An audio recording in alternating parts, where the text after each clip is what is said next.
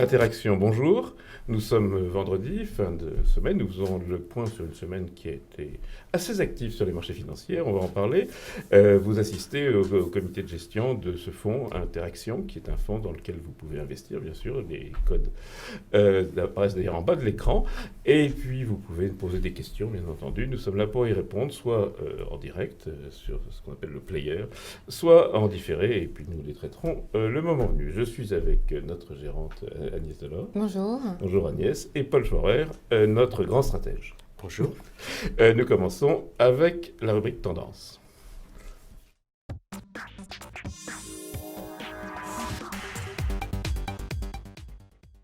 Alors une tendance, quand on baisse trop, on finit par monter. C'est le principe des marchés financiers. Une tendance, Agnès, franchement haussière. Haussière sur le CAC 40 qui gagne 6,1%, mais sur le DAX, il gagne un peu moins que ça. Sur le Dow Jones, il y a eu un petit soulagement déjà en début de semaine, puisqu'après les 8 jours de vacances chinoises, on n'a pas ouvert avec 25% de baisse. Non, on a un peu baissé. On a un peu baissé, mais c'était bon. Oui. On restait dans le domaine de l'épure. Et puis, bon, on était probablement un peu survendu pour qu'il y ait eu cette réaction aussi forte, quand même. 6% On de était hausse. aussi sur notre indice de volatilité, donc l'indice de la peur, sur des niveaux où le marché commençait à être survendu, comme vous dites, donc avec des retours sur des rachats à bon compte. Mais toujours, on reste sur une volatilité depuis ce début de l'année et même depuis l'été dernier très forte. Oui, depuis le fameux 24 août. Et ça va continuer, et- donc il faut juste Voilà. savoir prendre du recul Alors, on perd à certains moments. 8,5% sur l'indice, grosso modo, depuis le début de l'année sur le CAC 40, ce qui est beaucoup plus, par exemple, que sur le DAX qui est à moins 12. Alors, il est plus industriel, il est plus ceci, plus cela. Je ne sais pas pourquoi, mais... Le secteur industriel est plus important sur le DAX que nous sur le secteur, cette semaine on verra plus tard, mais c'est le secteur des semi-industriels, semi-cycliques si vous voulez, donc c'est une partie de l'industrie qui a bien rebondi aussi cette semaine. Donc voilà, tout le secteur aéronautique notamment. Donc, on va regarder les variations du CAC 40 sur la semaine. Alors, ce n'est pas les variations elles-mêmes, c'est des contributions à la variation de l'indice. Donc, c'est la première slide.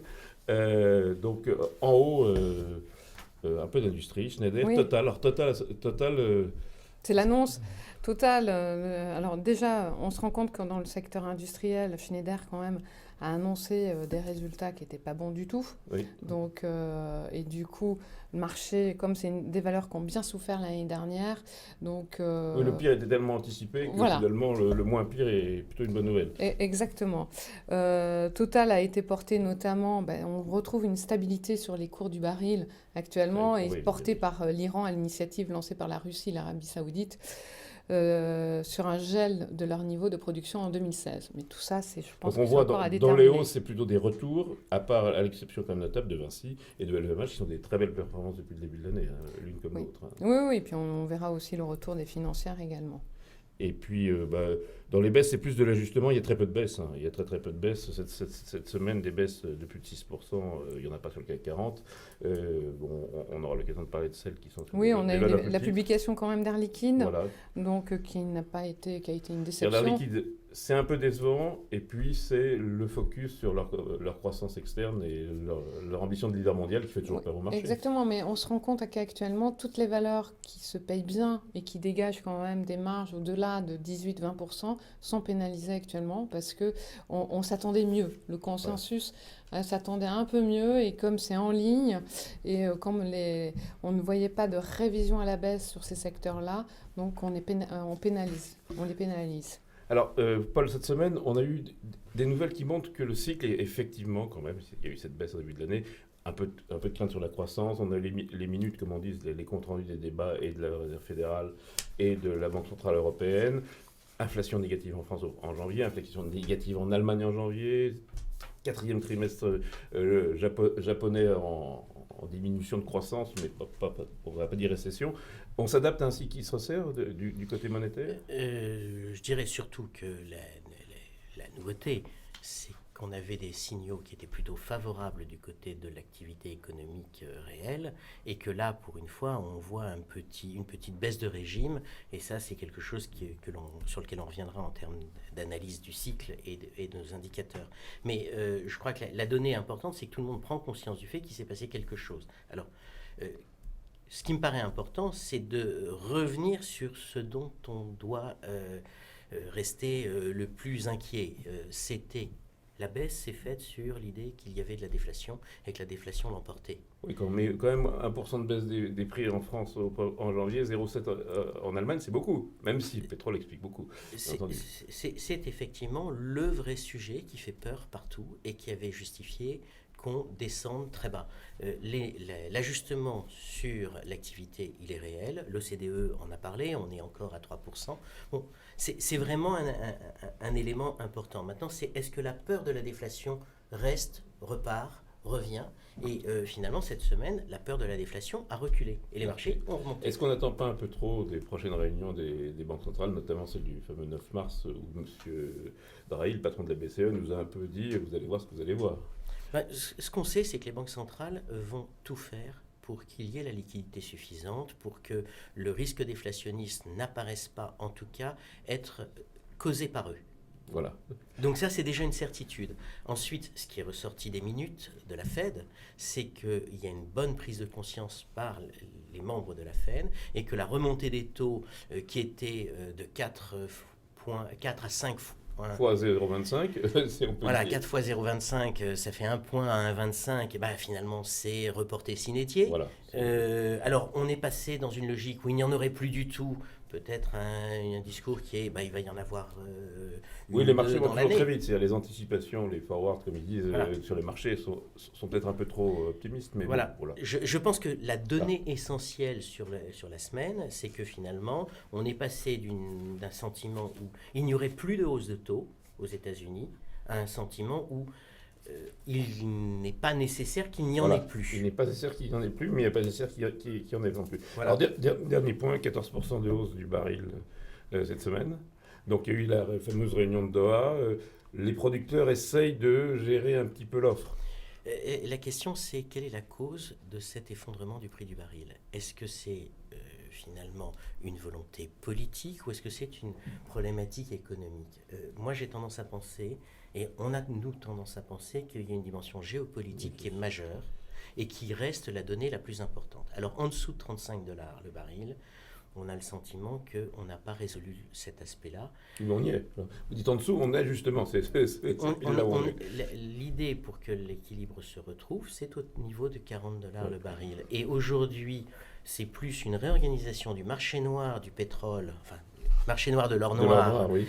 en zone chiite, qui est nécessaire. Et pour l'instant, on ne le voit pas. On ne le voit pas. Ce qui est quand même intéressant, c'est de voir que concomitamment au fait que l'Iran soit revenu, qu'il ait dit qu'il était prêt à ce qu'on facture son pétrole, qu'on lui paye son pétrole en euros, on a eu beaucoup d'attaques sur les banques européennes.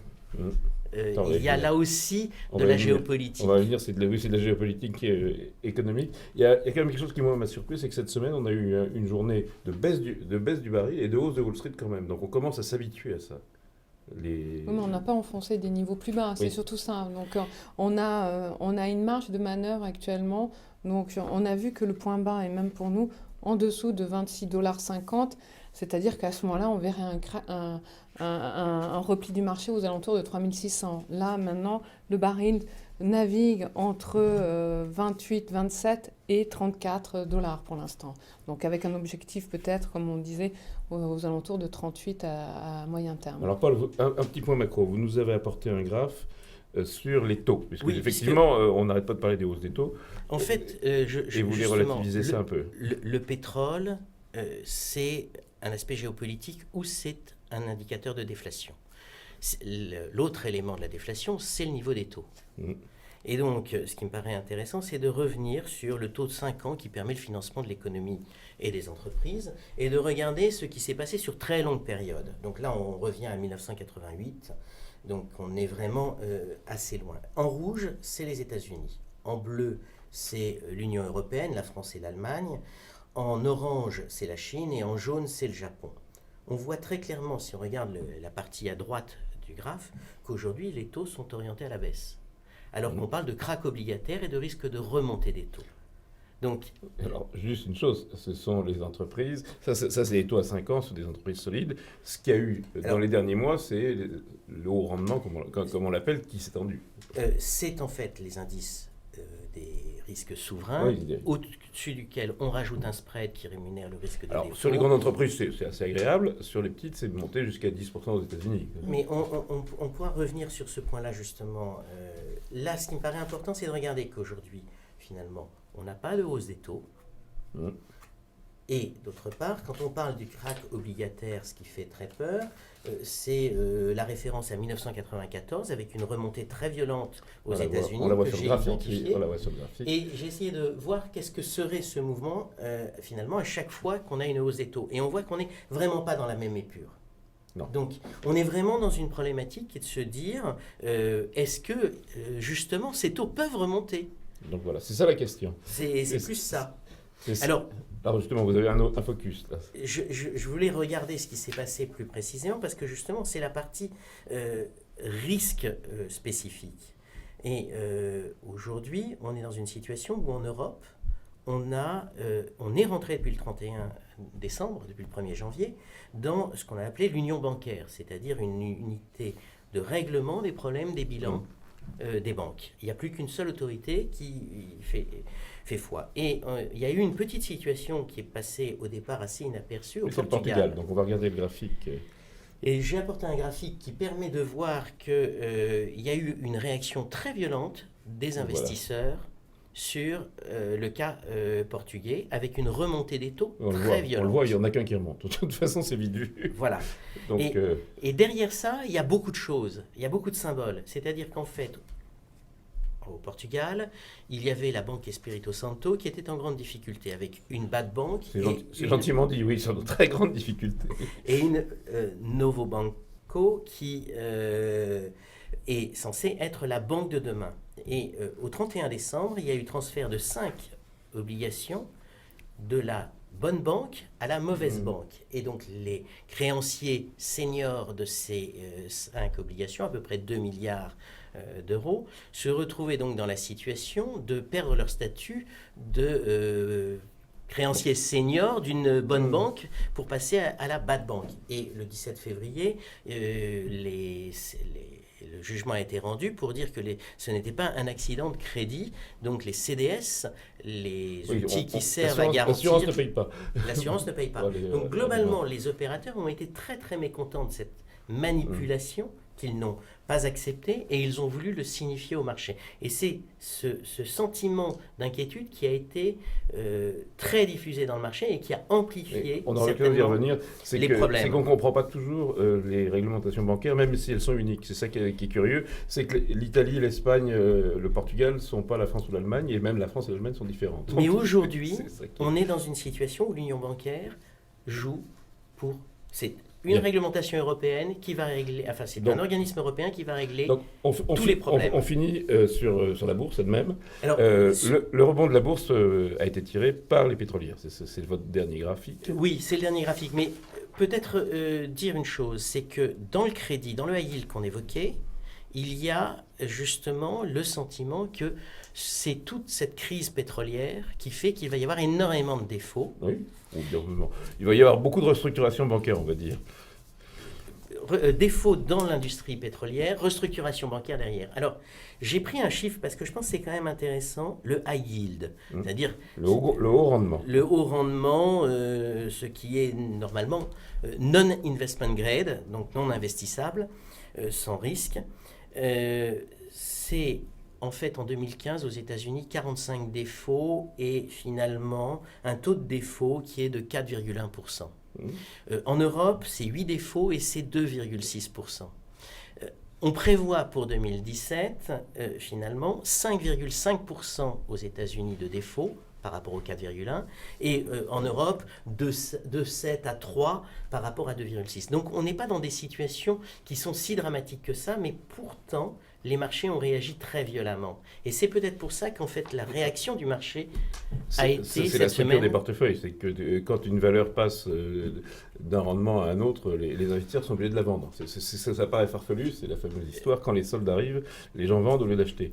Oui, pas seulement. C'est-à-dire que quand on a un secteur qui est en grande difficulté, on se dit que ça va déstabiliser l'activité bancaire et toutes les actions, elles, de ce secteur s'effondrent. Oui, on y reviendra, mais de toute façon, le secteur des pétrolières et à Yield est pas en grande difficulté. On sait qu'il va falloir restructurer et on sait qu'on a les acheteurs. Il faut savoir combien les banquiers vont payer. Et donc, c'est pour ça Mais qu'il on a le y a même 10% problème. de rendement. Oui, mais on a le même problème aussi sur le secteur bancaire en Chine. Oui. Je dirais, Totalement. il est global, parce que Mais le secteur bancaire l'exposition... en Chine, c'est un pays dirigé. Donc, Oui, on n'a mais pas c'est le une même, exposition le même quand sujet. même plus de 20% dans le secteur immobilier. Oui, Et tout la ça... dette chinoise privée est monstrueuse. Bon, voilà, Exactement. c'est- Donc, maintenant, après, du coup, comme il y a plus de... Il y a un ralentissement de la croissance, et donc, du coup, ça nous pénalise. Bon, Et- juste, on finit avec votre graphique rapidement, Paul. Le graphique, justement, sur la nature du rebond, puisqu'on avait Boursier. sorti... Voilà, Nous sommes revenus sur l'aspect boursier. Qu'est-ce qui avait énormément baissé? On l'avait vu le 5 février, c'est le trait qui indique ce 5 février finalement. C'était les pétrolières et les financières. Les pétrolières sont en orange, les financières sont plutôt en bleu. Et on voit que depuis, ce qui est remonté, ce ne sont pas les bancaires, mais bien les pétrolières. C'est-à-dire que la peur qu'il y avait sur le secteur pétrolier d'aller dans le mur s'est évacuée un petit peu, alors que la conséquence de cette difficulté de business model dans le pétrole et dans l'énergie s'est transposée aux banques, qui elles-mêmes ont aujourd'hui suscitent une inquiétude quant à leur devenir et quant au devenir de leur... Mais de leur modèle, tout simplement de leur modèle. Voilà. Alors que les pétrolières, leur modèle, on le connaît. Il y a le prix du pétrole joue un rôle, mais on le connaît. Nous passons au tableau de bord. On a été un peu lent sur les débuts.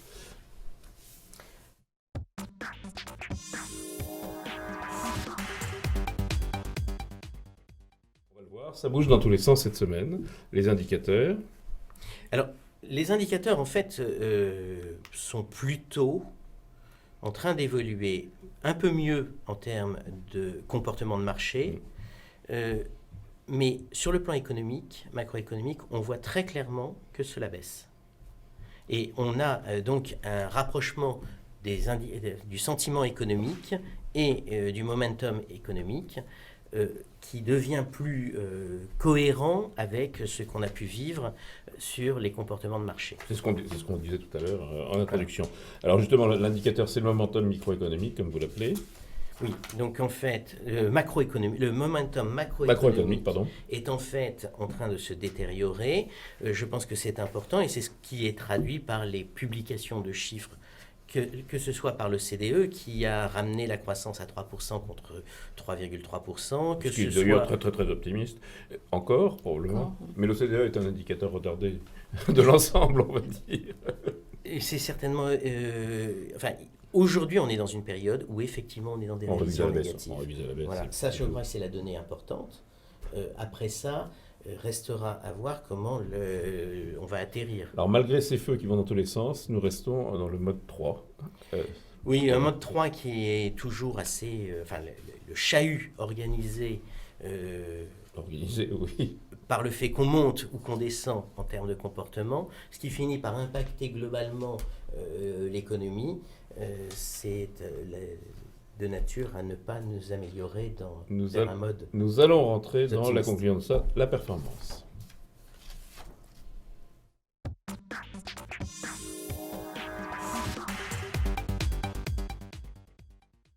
D'abord, la performance depuis le début de l'année, la performance de la semaine. Cette semaine, pas facile de... Non, on a bien souffert cette semaine. De gérer quand les marchés bougent aussi vite. Voilà, donc on a bien souffert cette semaine. Donc sur la semaine, on ne gagne que 5,17 par rapport au CAC. Ce qui est déjà pas si mal. Qui est 6,13.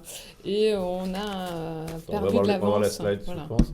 Voilà, et donc ce qui fait que depuis le début de l'année, On a perdu notre avance. on a perdu notre avance. On se caracole à on l'indice. s'est recalé, sachant quand même qu'on a on va le voir dans la slide suivante, qu'on est quand même moins exposé, puisque même au jour d'aujourd'hui, malgré le fait qu'on ait réinvesti, on a plus de 10% de liquidité.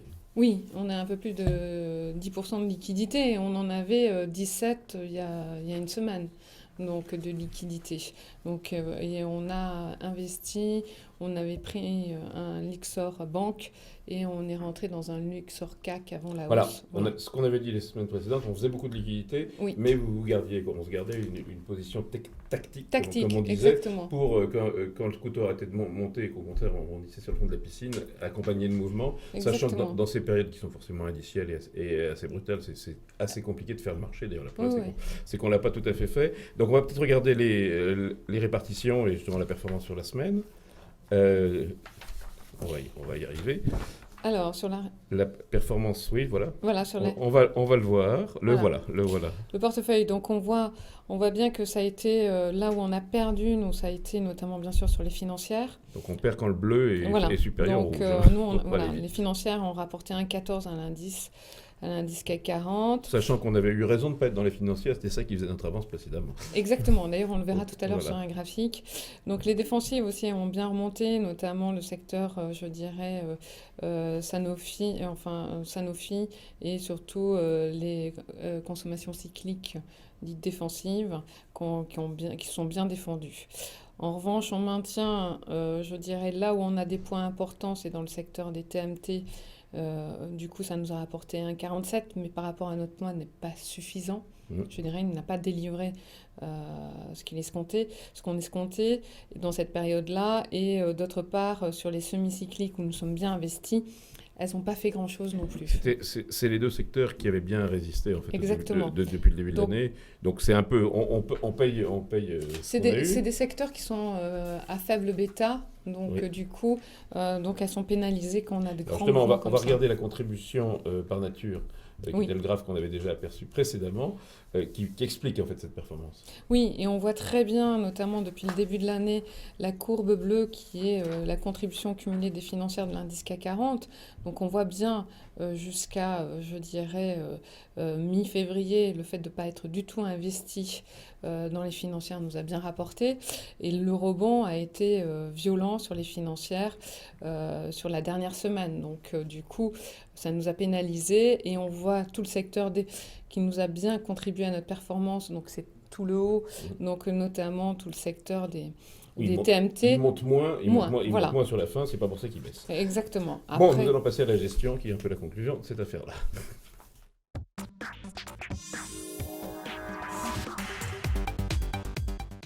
Les arbitrages, parce que comme on le disait donc les semaines précédentes, on a abordé la semaine avec presque 18% de cash. Oui. Donc vous avez été actifs, nous avons été actifs. Voilà, comme le précisait la semaine précédente Monsieur Louis, donc on allait opter sur une stratégie tactique et non pas de faire du stop picking dans des secteurs. Donc et du coup, on a pas mal investi dans du Luxor CAC parce qu'on a vu. Alors, Luxor CAC, c'est donc de l'indice. C'est de l'indice. Tout bêtement, voilà. Ça évolue comme l'indice évolue. Exactement. Et puis on a suivi le mouvement sur les banques, mais qu'on a vite ressorti. Donc on a capté. Sur les banques, il y a eu un effet Crédit Agricole quand même. Il y a eu un peu général qui a rassuré, et puis après le Crédit Agricole qui a annoncé une restructuration et ça joue forcément. Une simplification de sa structure capitalistique qui est particulièrement compliquée. Très compliquée au vu des investisseurs étrangers, mais je pense qu'il faut juste prendre un peu de recul encore sur le secteur bancaire. Et là-dessus, je pense que c'est surtout des rachats de short aussi sur ce secteur-là. Alors, arrêtons-nous sur ce qui n'a pas été tactique ou ce qui l'est moins, c'est Air France. Air France, oui. Donc on a rentré Air France, du coup, et c'est, comme je le disais tout à l'heure, tout le secteur semi-cyclique qui est en train de reprendre du poil de la bête en ce moment, parce que ça a été des secteurs fortement pénalisés sur l'année 2015. Ils annoncent, on verra sur d'autres titres, donc des résultats moins bons, à l'inverse de Air France, qui est en train de se restructurer et on est en train de bénéficier de cette lourde... C'est la plus forte hausse depuis le début de l'année. Voilà, de cette lourde restructuration. Voilà, donc elle a annoncé un excellent T4. C'est une poursuite de sa réduction des coûts et sa bonne discipline financière. Et on se rend compte également que c'est la première fois que les comptes repassent au vert. Alors c'est une valeur pétrole quand même, une valeur qui bénéficie de la baisse du pétrole. Leur exposition Transavia, leur low cost. Alors, low cost, oui. Qui Le prend fameux low cost sur lequel il y a eu tant de grèves, etc. Exactement, mais qui prend de plus en plus de parts de marché. On voit quand même la fréquentation sur l'année 2015 des passagers a fortement augmenté. Donc on vit dans un monde où on bouge de plus en plus, où on voyage de plus en plus. Et notamment, Air France est en train de prendre un peu des parts de marché, notamment aux États-Unis, qui est un peu son point faible.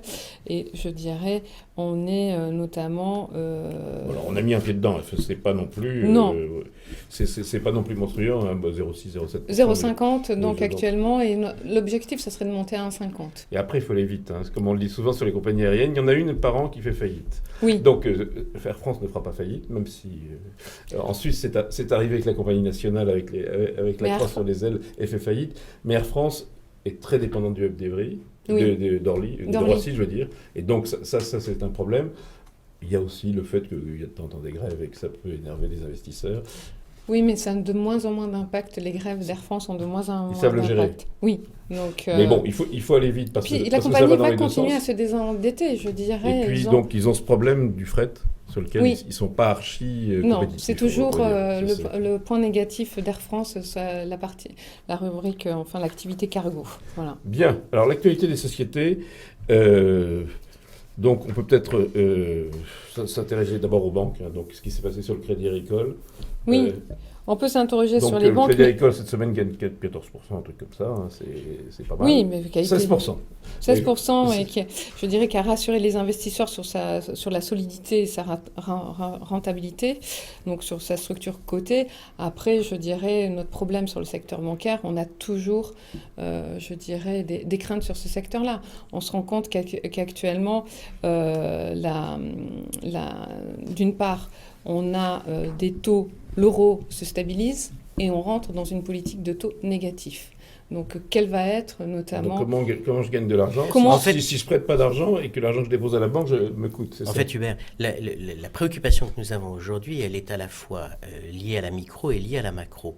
On est rentré dans une situation où des banques vont devoir travailler avec un capital qui est bien plus important qu'avant, puisque des réglementations ont été mises en place pour sécuriser l'ensemble. Ils ont fait beaucoup de bêtises aussi. Tout à fait.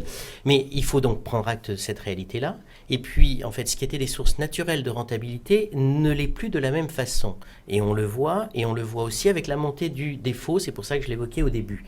Et en fait, on se pose la question, est-ce qu'elles ont pris la mesure de la façon dont elles vont devoir faire leur métier dans les mois qui viennent? La question, c'est le modèle. Est-ce qu'il y a un modèle mondial? Est-ce qu'il y a un modèle national? C'est assez compliqué. On va vivre de toute manière. Je pense que les banques, si elles nous avaient annoncé qu'elles allaient réduire leurs dividendes, ça aurait été un message clair. Ce n'est pas du tout le cas. Et on a vu notamment il y a 10 jours avec le Deutsche Bank, notamment son PDG qui a fait la une du journal allemand en disant que tout allait bien. Et donc on n'oublie pas, on a un passé qui n'est pas très loin, seulement 7 ans, où on a vu notamment tous les CEO des banques qui annonçaient qu'ils n'étaient pas touchés par la crise des subprimes.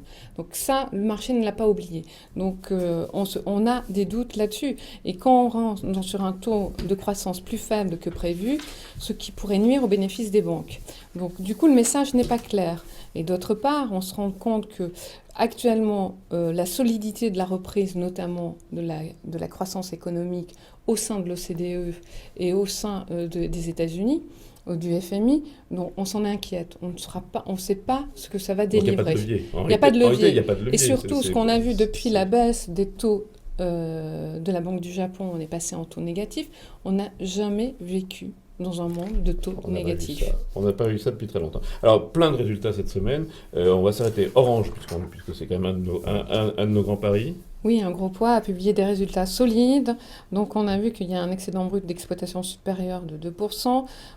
Et on a surtout Orange a une très bonne activité commerciale sur son marché domestique. Donc voilà, après, il y a toujours aussi les rumeurs entre Bouygues, Télécom et comme Orange. Comme ils négocient, évidemment, il y a du vrai, du faux, il y a un petit jeu de rôle. Ça c'est normal. Exactement. Mais on a des deux. Hein. On a les deux, on a rentré Bouygues, mais on a un tout petit peu de Bouygues, seulement 1%. Donc voilà, est-ce que accord ou pas accord? Il y a encore quelques incertitudes, mais je crois au deal. Alors sur la consommation, on a eu un Beiersdorf un peu bon, un Nestlé qui déçoit. Bon alors il y a des questions monétaires, il y en a un qui est en euros et l'autre qui est en francs suisses, mais Nestlé est un peu déçu et c'est quand même important parce que ça dicte un peu tout un secteur. Mais Nestlé, c'était une valeur très chère déjà, Oui, donc, ça, c'est cher. et elle a enregistré sa plus faible croissance sur 6 ans. Et pour l'instant, on avait vu sur les précédents résultats qu'elle n'était pas impactée, notamment sur le ralentissement des pays, via le ralentissement des pays émergents. Ce qui n'est pas le cas notamment au 4e trimestre, et notamment la concurrence s'est intensifiée et Nestlé a dû baisser ses prix, notamment. Donc, du coup, baisse des prix, baisse de la rentabilité. Alors, Donc, toujours l'actualité, BIC, pour nous, c'est une tôle. Hein, c'est quasiment la seule contribution négative notre plus mauvaise performance de la semaine, 5%. Et je vais vous redire, c'est encore une valeur qui se paye cher, c'est une très belle société. Je pense que les investisseurs n'ont pas compris sur les résultats parce que les résultats sont bons. Oui. BIC, la partie rasoir, a fait de très belles performances. Dans la papeterie, BIC a notamment investi donc, dans la promotion du papier. Et BIC a surtout a pas mal investi dans la recherche et dans le développement. Et ce que le marché le pénalise. Voilà. Non, on a aussi vu un président de 70 ans disant je redeviens directeur général et je vire mon directeur général de 56 ans s'en va. Donc, donc on ne comprend pas très bien. Voilà, l'instabilité managériale. Alors, quand on a un groupe familial, contrôlé à 40% par une famille, certes nombreuse, mais par une famille, on imagine au contraire la grande stabilité. Donc on a été un peu secoué peut-être. Oui, on pensait malgré son âge, 72 ans, c'est pas vieux, on aurait espéré qu'il reste un peu plus dans le navire. Bon, cela dit, il y a un successeur désigné de la famille. La famille, oui. Bon, alors EDF, à la fois réduction de coûts, discussion avec l'État pour l'amortissement. Oui, ils vont payer les temps en action. Bon, donc, c'est bon, c'est mauvais. C'est aussi un de nos paris, quoi. Notre pari, c'est l'énergie nucléaire. On a l'impression que EDF serait en train de changer de cap et de politique. Et notamment en redistribuant des actions et non plus en s'endetter pour payer ses dividendes à l'État. Le marché l'a salué. Alors très rapidement, un mot de Capgemini qui est là en revanche une belle performance cette semaine pour nous. Oui, Capgemini prévoit d'améliorer son taux de marge. Ça gagne 9%, ça contribue au 0,2. Donc c'est des résultats quand même légèrement supérieurs et surtout ça a été tiré par l'Amérique du Nord où quand même c'est son premier marché. Voilà. Et puis ils ont annoncé un rachat d'actions sur plusieurs années. Alors on pourrait continuer. Un petit mot sur Nexans, qu'on en avait parlé les semaines précédentes, ça nous titillait, puis on l'a pas fait. On l'a pas fait, et puis du coup elle se tient très bien. Elle se tient très bien. Et c'est une société qui annonce des pertes, qui continue à annoncer des pertes. Mais avec un manager qui devient crédible. Exactement. Plus que son prédécesseur, sans vouloir. Oui, tout à fait. Et Nexans qui ne propose toujours pas de dividendes, du coup, mais le discours est confiant et le marché aime ça. Le marché aime ça. Bien, on rebouche cette semaine. On a 8% grosso modo de cash. Je ne sais pas pour l'instant. Donc, sachant qu'on a une position dont on peut parler, on a toujours cette position en indice. Oui, on a toujours. On a 7%, quelque chose comme ça. En fait, les éléments macroéconomiques ne sont pas nécessairement favorables à avoir le marché s'envoler là maintenant. On a eu une très très belle reprise. Il y a les éléments techniques. On a eu une très belle reprise, effectivement, cette semaine. Est-elle de nature à se poursuivre ou a-t-elle usé une partie de son potentiel immédiat ? C'est la question des flux qu'on a déjà abordé. Les taux sont très bas, donc effectivement, ça fait des flux vers les marchés. Mais en revanche, les hedge funds, les fonds d'arbitrage qui animent le marché sont pour le moment plutôt dans la liquidation que dans l'effet de levier. Je pense que c'est ça Et de notre point de vue aujourd'hui, on n'a pas envie de charger particulièrement au vu des informations dont on dispose, et donc on est plutôt sur une logique on voit quand même se retenir. Capgemini, Altran, etc. On voit de très belles perspectives. Là, pour le coup, des résultats qui sont bien accueillis dans ces secteurs qui sont liés aux services, à l'industrie.